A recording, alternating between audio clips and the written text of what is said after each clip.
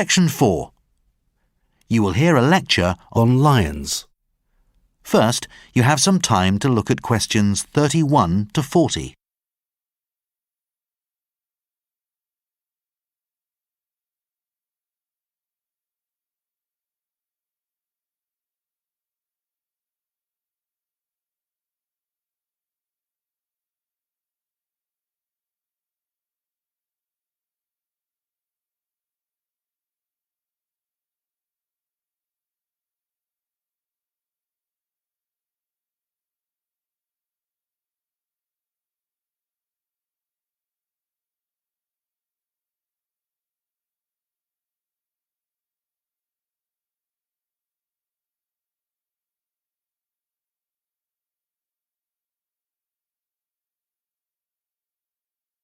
Now listen carefully and answer questions 31 to 40.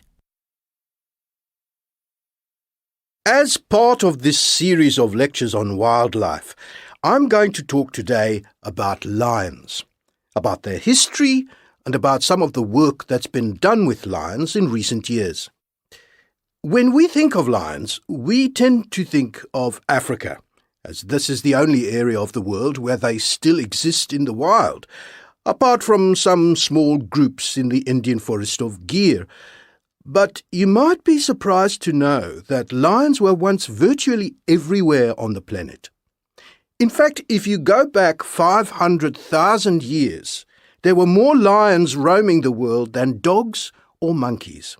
You could bump into one in London, Moscow, or LA, in every part of Africa apart from the desert.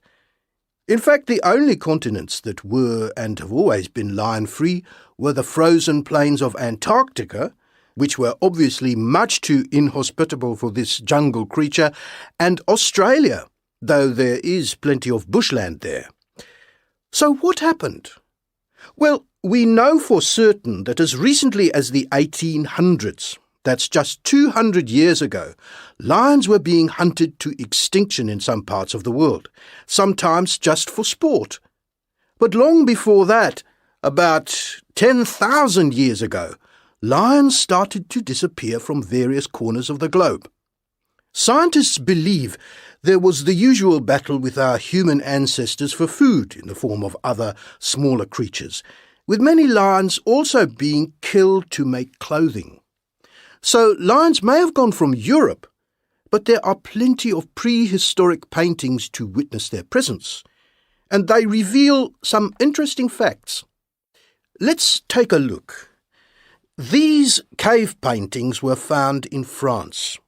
The outlines are slightly blurred because they were hand-drawn using materials like charcoal or ochre, but the images are still very clear, and the interesting thing is that, as you can see, in the past, lions were actually a lot bigger than they are now.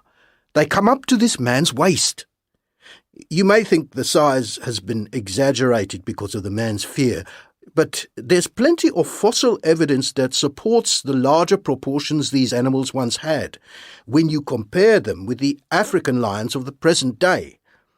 The other curious thing here is that none of the male lions seen in cave paintings like this have the long black or blonde hair around their necks and faces that is called a mane. Now, the lion's mane is another interesting feature of these creatures. No one seems to know much about it. There are none in cave paintings like these. And even today, the date when the lion's mane first appeared is unknown. And there is disagreement among scientists as to what its purpose is. A lot of work has gone into researching this. If you think about it, no other cat has a mane. So why does a lion have one? And a lion's mane can be various lengths and colours, not unlike human hair. Some are long, some are short. They can be black, brown, or blonde, and they can be in good or bad condition. What scientists do know is that when lions fight, they tend to go for each other's necks. And at first, this led some researchers to believe that the mane acts as a form of protection during battles with neighbouring prides. That may be partly true, but not everyone agrees it's the whole explanation. One leading lion expert believes that manes are more to do with attracting females and scaring off males, and he's run an experiment to test this theory out. What he did was to make 5 toy lions and put them in the lion's territory. He made sure they all looked different. Some had long, light-coloured manes, some had short, dark ones, and so on. He put these in places where they were sure to be seen, and for a while the lions ignored them. But eventually they went up to the models, and, well, the female lions were attracted to the ones that had long, dark manes. The male lions weren't. They just kept away from them. What interested them were the ones with short, blonde manes. They approached these and bit or clawed them quite aggressively.